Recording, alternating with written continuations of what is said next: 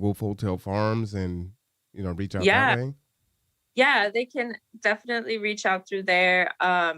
There's I can maybe send you a link, like a list of different farms in the area that people can connect with and check out. And a lot of them have like Around the Table has a sliding scale CSA, so people can sign up and pay what they can, and it's really a neat program. Oh, nice. Well, I think it'd be great for folks. One, they can volunteer, and then two, a lot of people are cooped up, so to give them something to do and they can learn a skill. Yeah, I think it would be awesome. So I definitely want to push that out there for sure. Mhm. Well, I submitted the questions to you, ladies, so I'm just going to go ahead and just start asking those. You guys can just kind of jump in how you want and answer them. And obviously, we'll kind of deviate as we just did here because you'll say something and we'll go down a rabbit hole because rabbit holes are fun. And we'll just kind of go on from there. Sound pretty good? All right. So the first question is what do you think about Black History Month? Just kind of your thoughts on it. I think it shouldn't be a month. And I think that it shouldn't be Black history, it should be our history. Awesome. Yeah, I agree. Right. A month is too short and is not enough for all the work that we've benefited from from Black folks in America and around the world. Yeah, I think for me it's been incredibly enriching to just teach myself about Black history, because obviously that wasn't something that was taught in school, and or it was just brushed over. So yeah, so it's been really enriching to like learn more about other figures other than just like the central figures that we're taught about, right? And the more controversial people, and just really relishing in like the strength and the courage that is exemplified by so many Black leaders and revolutionary people and revolutionary ways of thinking. I've tried to read more Black literature, and it's just been really amazing to dive into a whole different world. I think the last one that I've read was Ta-Nehisi Coates's The Water Dancer, and he interweaves a lot of like history into it and magic, and so it's just like really a beautiful novel. But yeah, Black history definitely needs to be at the forefront of everything. Oh, thank you for that. And as a student at Brampton High School, the Brampton School District is quite diverse, compared to like Bainbridge or schools in Paulsville, and I really appreciate that. So when Black History Month comes around, I really appreciate it because I feel like it just gives a stronger voice to like our Black Student Union, and like our teachers really do their best to like give us facts that we don't really know about forgotten Black history, but we don't even like really learn about. But I do wish there was more and more done after and before. Like I just feel like a month isn't enough, and there's so much more to learn.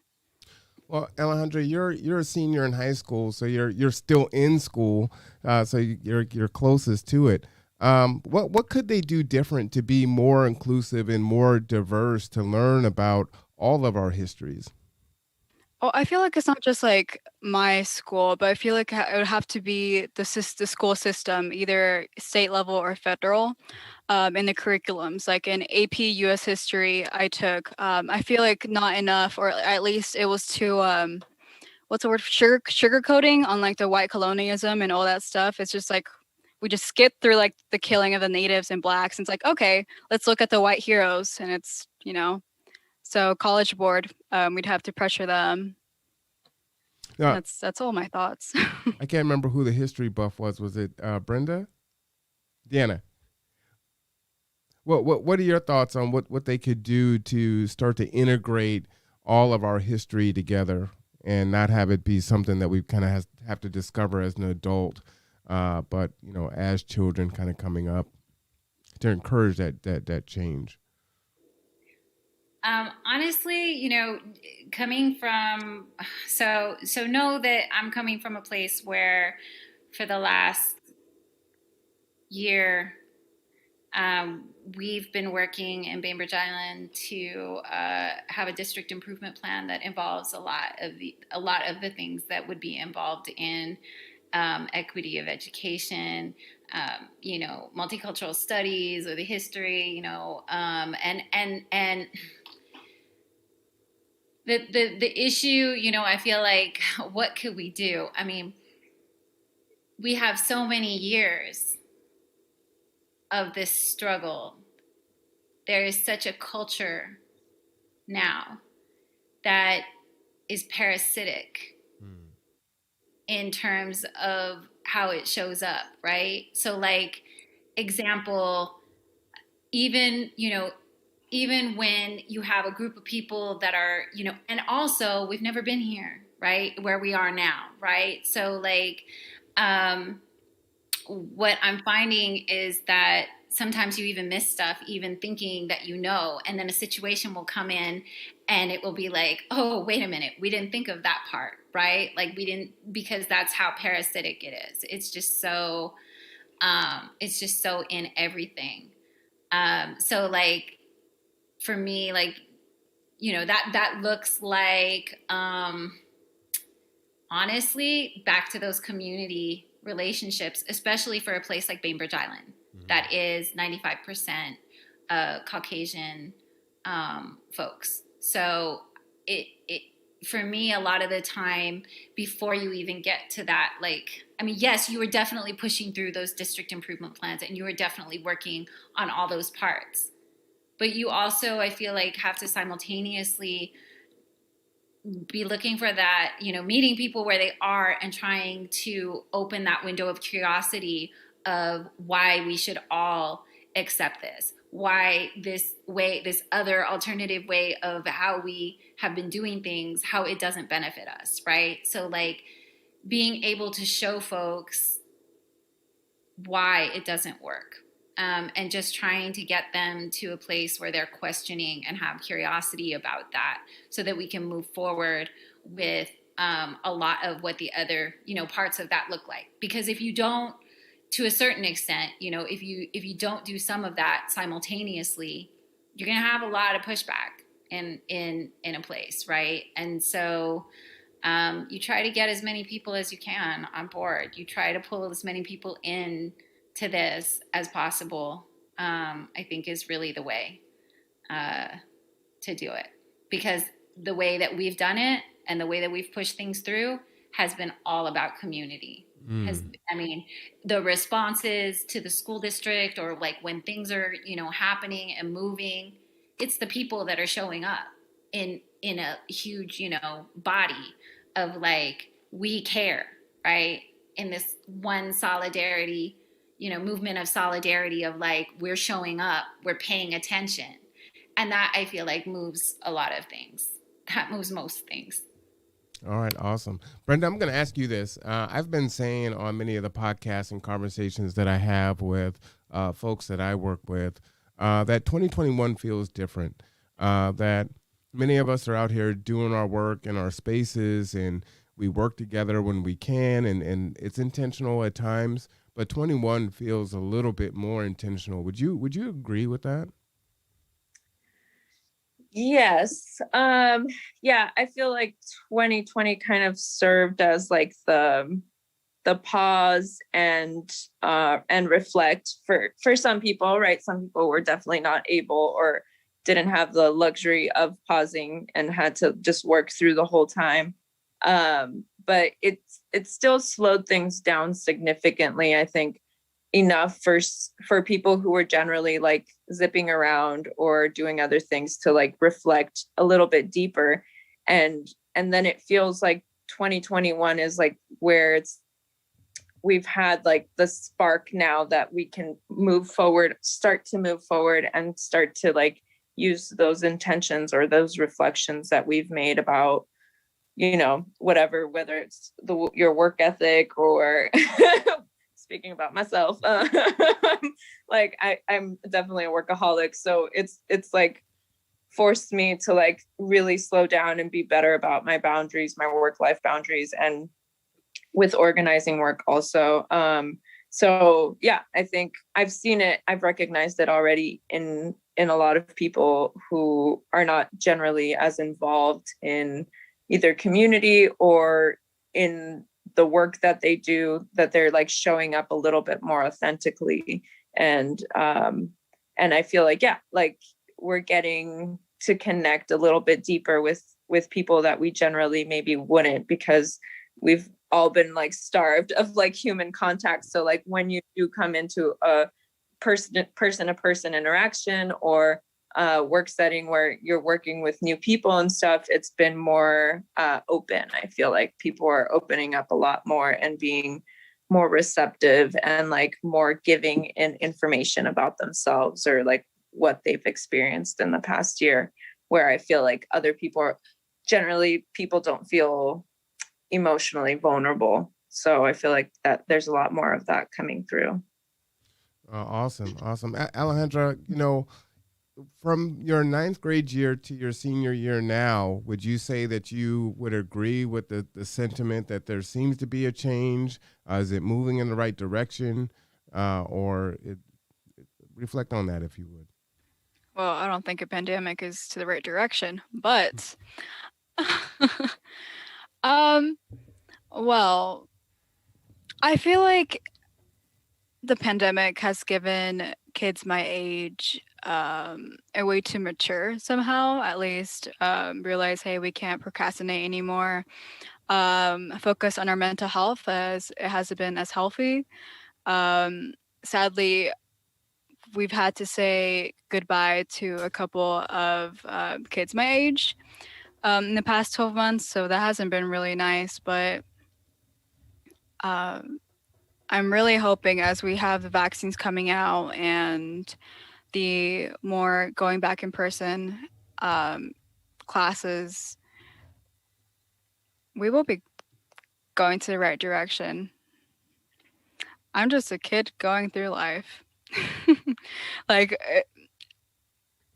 I think my freshman and sophomore year, I would have never seen this ever happening ever. Like, I expected my senior year to go by perfectly, having those crazy dances and arguing in my AP Gov class about some silly debate, and then having a live in-person graduation, which may happen, but it still won't be the same thing as having like a bunch of like 500 people over at the stadiums compared to just bringing 2 guests. But pandemic wise, I think we are heading to the correct direction, though. I think I heard about the news of like the mutations of Brazil and the UK, so let's hope we don't go back to square one.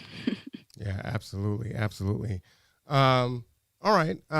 Again, this is Marwan Cameron. You're watching The Conduit. Tonight we have KAIRE with us. We have Deanna Martinez, Alejandra Polito, and Brenda Calderon. We're having a really great conversation.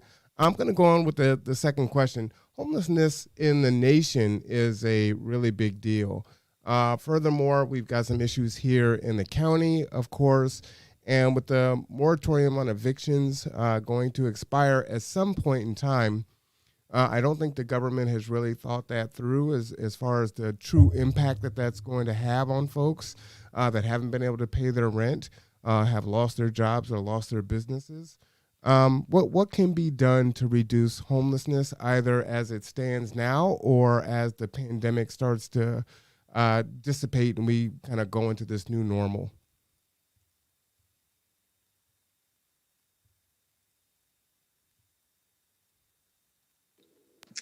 I guess I can go. Yeah. I feel like obviously our stimulus check was not enough for people to pay off rent that they've owed for months.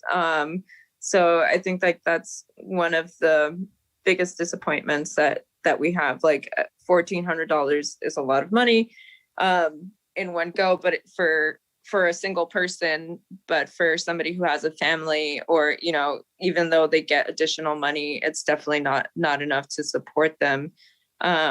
It feels like there should be some sort of like subsidy or like forgiveness in that way for folks who who can't afford to pay for their rent. And I mean, nobody should have to be unhoused because of a pandemic or in any circumstance, right? Everyone should have adequate housing and healthcare and everything. But yeah, I don't know what else we could do. Deanna If we or were, Alondra? I'm sorry about that, Alondra. it's okay. I just compared to ourselves to like other countries, if we were only able to freeze like all of the cash flow, the bank accounts, everything, just make it so that nobody has to pay rent or nobody has to owe so much money, then maybe stimulus checks wouldn't have been like such a huge deal. But we have corporate money in politics and everything that corrupts us and what's that thing? Um, it's just something that has drugged our country, but to make us owe what? Let me think about it, and then I'll talk again. All right. Deanna. And now, Alejandra, are you running for office? Because it seems like you already have the answers that Congress needs. So, Oh yeah, I am. Just saying. I am. Yeah, I'll just piggyback on what Brenda was saying as far as like, yes, I think that in the immediate that's what needs to happen, and that's what should happen. In the long range, I think what I'd like to see happen, or what I feel needs to happen, in my opinion, is a culture shift, right? So the culture that we have right now, it often says to us to take care of us. It's all about individualism. So, and I think oftentimes we don't understand how, or we are not able to see how the issues that affect, other people do affect us. They absolutely do affect us. I mean, I don't know, when I am coming from a place where, like, I've lived in Seattle for the last several years, and I've seen Seattle go through a lot of changes, and definitely one of the biggest changes is seeing the visible presence of so many homeless people. And also seeing a lot of people show up as, not in my backyard, right? I don't want to help, and I don't want that to affect my property value, and I don't want that to affect my situation. And so, and also, homelessness is criminalized so often. And so you have so many people out there that aren't actually, I think a lot of the time they're not seeing people as just homeless, right? They see a criminal, or they see a drug addict, or they see something else. And because of the culture that we have and have adopted, we decide that that's okay. That it's okay to not bring those people along with us. And so I guess what I'm saying is, ideally, that's what really needs to happen, right? For a real change, is it needs to actually take place in the individual. And a lot of the time, that's where I'm working from too, is just trying to change the culture. Because as long as we have this culture, and as long as we hold on to those ideas, everything ends up feeling like a Band-Aid. Absolutely. Alejandra, did you want to weigh back in? I agree with everything Deanna said. Actually, I even wrote that in my Stanford essay, The Change of Culture. So that really lit a light bulb. But no, trying to reword what I was trying to say, I think it's more of like, instead of trying to make our economy, United States of America, bigger, we have to like rethink how big it needs to be, and maybe make it smaller, and not involve so much imperialism and having other countries suffer. That's one. And then if only we could just like freeze our system instead of having it continue, because if we have it continue, then like we have our essential workers who are being overworked. Like, yes, they're earning money, but then we have our businesses that have lost. And then we have Amazon, who is taking great advantage of this of this pandemic, and we have people ordering, and then we have our mailmen who are being overworked because there's so many people ordering stuff. And then those local businesses are, you know, they don't have any more customers. And it's just a whole nasty system that I think we can just dive in for hours, and it's so complicated. You know what? That's a really good segue to get into, the minimum wage issue. We know that Congress pretty much is not going to fight on that now. Seattle's just approaching their $15 an hour. Even if it had been passed, this wouldn't have been phased in until 2025. And to keep up with inflation, true minimum wage really should be somewhere around $28 an hour. So what are your thoughts on the $15 minimum wage? What do you think it should be? And, based on what we're faced with, our reality, what are some of the things that we can do as we kind of look at these other problems?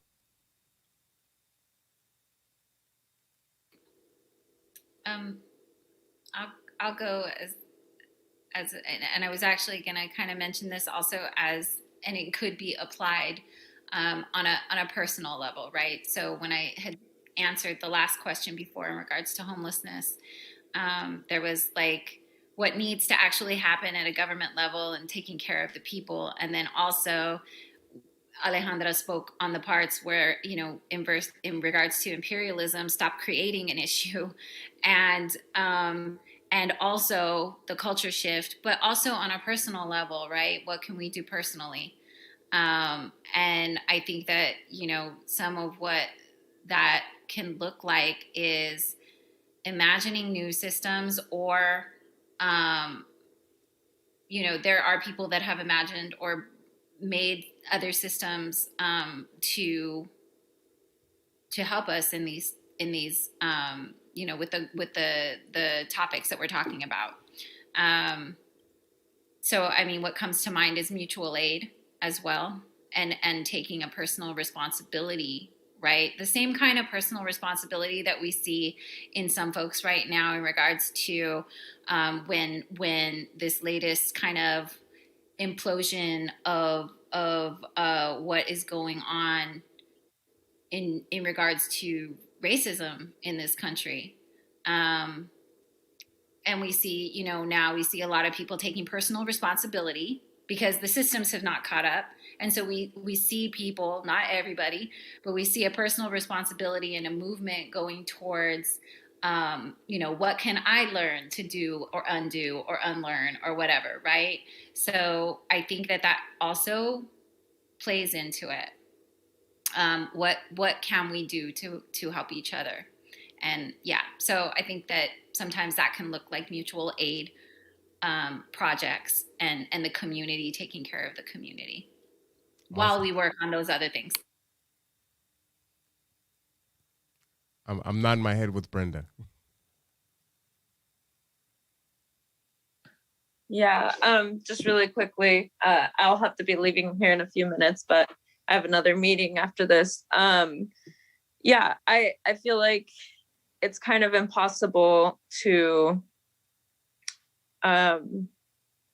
with capitalism, right, to keep fighting the same fight of like raising the wage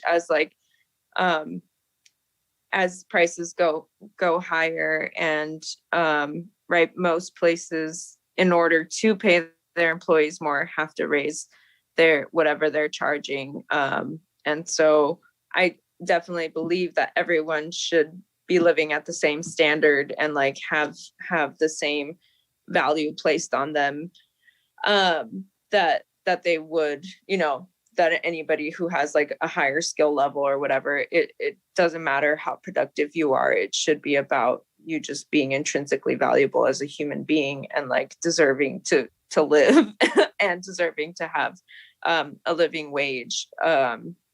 I think one of the biggest problems that I see oftentimes with like corporations is like if they're paying employees here a higher wage, then they're devaluing somebody else that they're outsourcing to in another country, right? So we're often being told that we're more valuable than a non-European country that they export labor to. And I really have a lot of trouble with that, or even with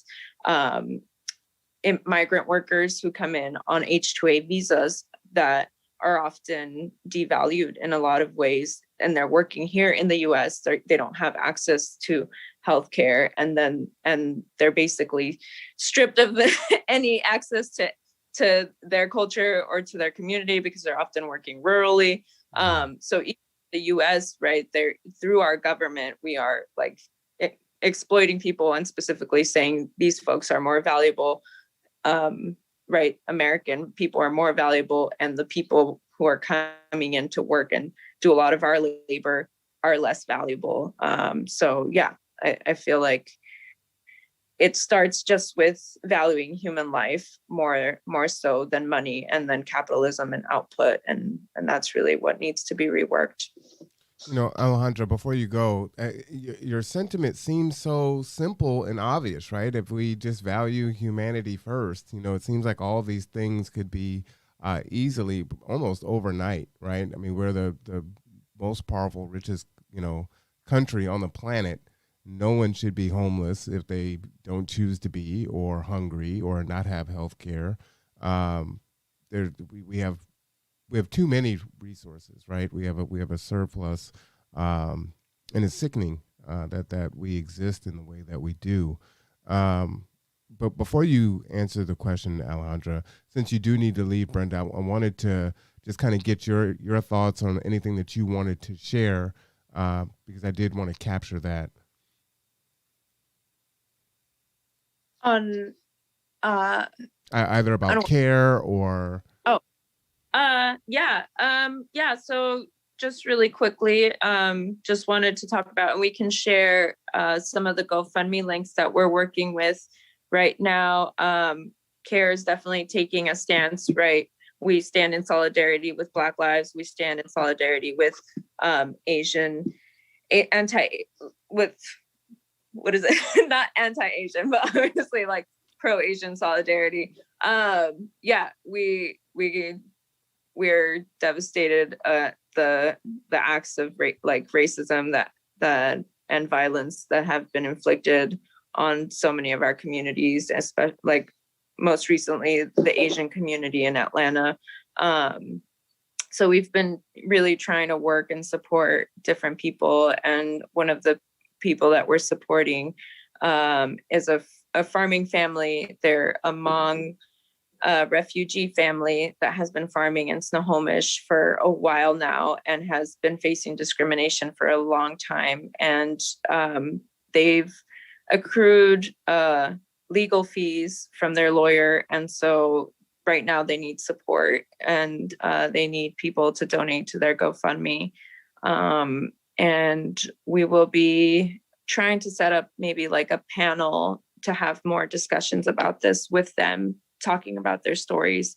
So that's probably the only thing I have to share about KAIRE. And then I think Alejandra will have some more stuff to talk about. Okay, awesome. So what I'll do is I will share that GoFundMe. And, for those of you that end up donating through us, as usual, our information is at the bottom. Do know 100% of the proceeds go to where you earmark them. We don't take out anything. So that's just important to mention as usual. But thank you so much for spending some time with us, Brenda. I hope to have you back. I'm sorry that we were having technical difficulties. And I know it's kind of, I'm asking these really huge questions, and there's 10 of them. And, there's just not enough time to answer them all. But I hope you'll come back soon. And what I'll say to you is, as I said before, 2021 kind of feels different. Like there's more intentionality than it has been in the past. I've been doing this work for a few years. And I think if we continue to do that and learn from each other and go forward, We're talking about, that individual responsibility that many of you have articulated. I think that is the path that we need to go. And as we grow our numbers in that, we will see, exponential change quicker than slower. I think this could be a rapid turnaround for us. Definitely, I hope so. Well, thank you so much for coming. And Alejandro, would you want to go and answer the question about minimum wage? Yeah, I'll do my very best. So I feel like this whole minimum wage, it's just to protect the people. I think it's since we're in a capitalist or mixed economy country, we have these people who want to be rich. And in order to be rich, you have to have people work for you. And in order to have the most money, you have to pay people either below or at the very minimum wage. And then we have people arguing about the minimum wage will either raise inflation or like cause prices on products to go up. So I just like Brenda and Deanna mentioned about this is all like if only people actually cared about each other and we stopped putting so much value on some things that don't really matter, then we really wouldn't have this issue in the first place. So I'm for the raise of minimum wage. No, Alejandra, I think one of the things that's important for us too is, we so often are pitted against each other, right? It's my interest against your interest and everything is so zero sum. But as we learn and, we get to the truth and the crux of things, then we can figure out that that's exactly what they're doing and then find, the synergies that we can work together and go forward because it really is just all a lie, right? But they've been telling these lies for hundreds of years and it's been very effective. And so it really is up to us. I'll say what I'll say about Donald Trump is the black community has been saying fake news forever, right? You go back before Rodney King and everything else, even when things are captured on video, it's like, oh, well, did it really happen? We need more information, yada, yada, yada. And then we continue to see this decade after decade. And it's like, okay, so we are critical thinkers. We understand, we know. So when do we just say, you know what, enough is enough? We're not going to take it, from the mainstream, from, the institution that is designed to keep us fighting each other and not moving forward, and then start to build those synergies and build those communities. It's just always very perplexing. I was having a conversation with a gentleman yesterday who just started a nonprofit organization up from slavery, and I'm like, how is it that our people are still so asleep? En masse. I mean, there's a lot of us that are out doing the work, but there's still so many of us that are, they're going along to get along, and it's so frustrating. Like, I don't have an answer for that, but it just blows my mind. Yeah, I see that in a lot of our communities, actually. And I see that just as a byproduct of what we have, right? So we talk about racism, but we're just kind of or at least from where I'm standing, we're just starting to have the conversations within our communities, though, our communities of culture, that talk about how we have internalized some of these things. And I think that that's really what keeps us there, is that we have now in a lot of ways been broken. And because of the consistent traumas that have come with all of that, we've found our coping mechanisms, right? Or our trauma responses. And that's how we, because we all individually deal with that stuff differently. And so, but yeah, I think that's what, if I'm not mistaken, that's what I'm hearing you talk about. Or at least that's how I'm receiving it, is that, not understanding why that still is, and why sometimes we still have to convince, our own communities of color to join us in these fights. And I feel like it's just goes back to that culture. Even when Like when we, James Baldwin has a part of an essay where he talks about buying a ticket to whiteness and how we, none of us arriving here were white. And, since white is a social construct, it's something that a lot of communities have had to do or they felt that they had to do it in order to survive. And Right. so what does that even, we're not even having discussions yet, really. I don't see them anyway. We're not even having discussions about what it looks like when our own people have to give up power, right? Right. With the systems that are in place. We're talking a lot about how, and as it should be, the focus right now, because, all of this has stemmed from those of European heritage, that have been a part of making this culture what it is, right? Whether that's the originators are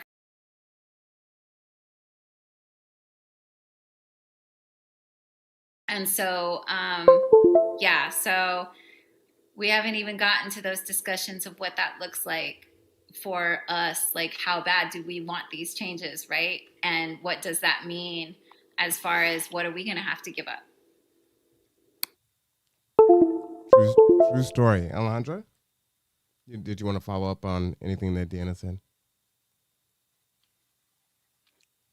I feel like it reminds me so much of how, like, I think I read somewhere of how Hispanics, just thinking about like growing up, Hispanics or Latinx or just the whole like Latin America community, we tend to, as minorities, we tend to support other minorities, but when it comes to one another, there's so minimal support, and it just reminds me like of growing up with like colorism and like some views my parents had, and then me growing up, going to school, learning about other stuff, and then me fronting them and be like, hey, I don't agree with your views, and then getting into arguments because my dad's 61 and my mom, she is 44, so they have different views than I do, clearly, with how they were raised. And yeah, so like during the Black Lives Matters protests, and then we had ICE. I feel like there were very few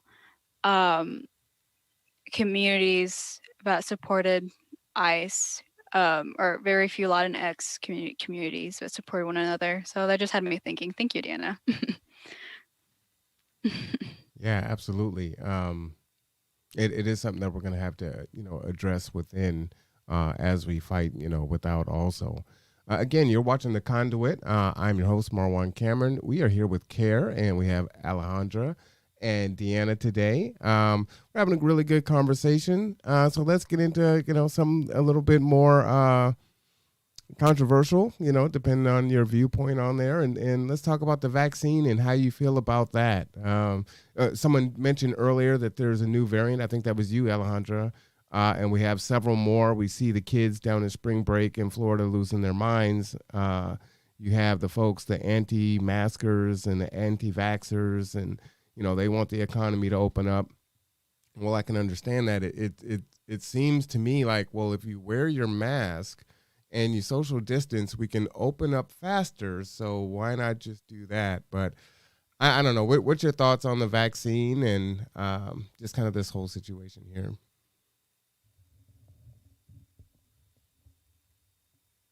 Alejandra, you want to jump in? Who wants to go first? I mean, I can go first. Okay. Man, those Florida kids it's just so selfish. And I know people, not myself, people that I know have had like those COVID parties and are trying to get sick on purpose, and then they go to sports, and it's just a whole mess, and it's just so selfish. Wait, they try to get sick on purpose? What? Yeah, they're I'm pretty sure it became quite popular in Alabama. Those COVID parties, that's what they would call them. Uh-huh. So one person who had COVID, they'd be like, hey, friends, I have COVID. And they'd create a giant party and do their best to get contaminated. Wow. Okay. Yeah, yeah, those were a big thing a couple of months ago. Not sure about any here in Kitsap County, but I did hear about them some other states away. Vaccine wise, I feel like all we could do is trust um, our system. It feels like people are trying to blame politicians for their own actions and blame politicians for something they don't really have much control, as our government is just trying to encourage, and they can just put like a line to what people can do, and of course people are not going to want to do it. It's just, I think there was this example of how like seatbelts while driving while in cars is for our own safety, um, and it's just like it just feels like common sense to get the vaccine. And then there's like the conspiracy theories about I actually have family members that believe in like the microchip and um I don't know, some other silly stuff, but I think it's been proven to be false already. um so I'm for the vaccine. I really hope my parents are able to get it. My parents have not gotten a single shot yet. So my parents are immigrants, so I'm I'm my I'm just really hoping that they get around to it. Do you think that they will when they have the opportunity to, or are they Yeah, apprehensive? since they came here pretty much on scratch, they're still learning English. They've been here for like around 20 years now, and there's been like very little access or little very information Mhm. to know of. Like I hear like my friends' parents already gotten their second shot, and I'm just here like, well, we have no information on, like what's going on, since they speak Spanish, and I came from Mexico. And I know my grandma and my uncle are planning to get their shot this week or tomorrow. Um,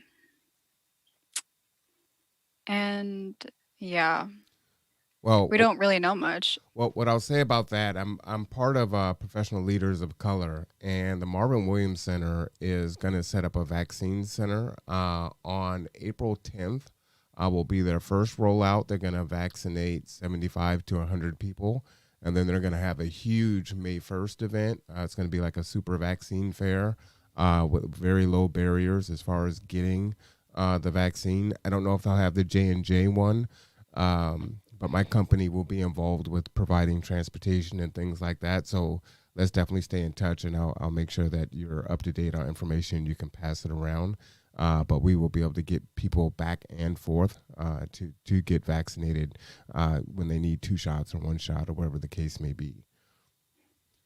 Oh, thank you. That is very sweet. I'm just really excited to get my vaccine whenever that is, so that I'm able to travel and go back to normal. Deanna, what's your thoughts? Wow. What are my thoughts? I have a lot of them on this. So a lot of the time I feel like I am in this space of understanding, like, okay, so what came up, as far as some of the reasons around why some people are not wanting to, or concerned about vaccinations. My feelings about that is that a lot of the communities of color have every right and reason to be suspicious. Historically in this country, we don't have a really good track record in regards to how we have treated communities of color, in regards to medical testing, consent. Excuse me. That was not a COVID cough. That was just a... But yeah, so I like to hold space, I guess, for that part. I've heard, different reasoning on, just getting feedback from why we are, why we have the numbers that we do in our Latinx and Black communities in regards to the vaccination rollout, right? So like, we're not getting them. And it's been identified why. Mm-hmm. And basically is going to take creative solutions. But we're also dealing with bureaucracy, and they're not really big on creativity. So, and they're not generally always understanding or big on learning the root causes of where that, why is that distrust there, or what creative solutions could we learn and roll out, because we need to do something different. So actually the last month especially, I've been involved in a lot of conversations about vaccination equity, and how it's affecting our Black and Latinx communities especially. And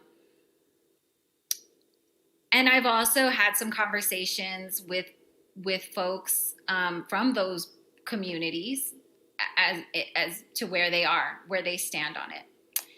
And I think that we also, like, something that I, again, have not heard a lot about, but I've wondered about, and I feel like could be a thing, is that when we look at folks that are not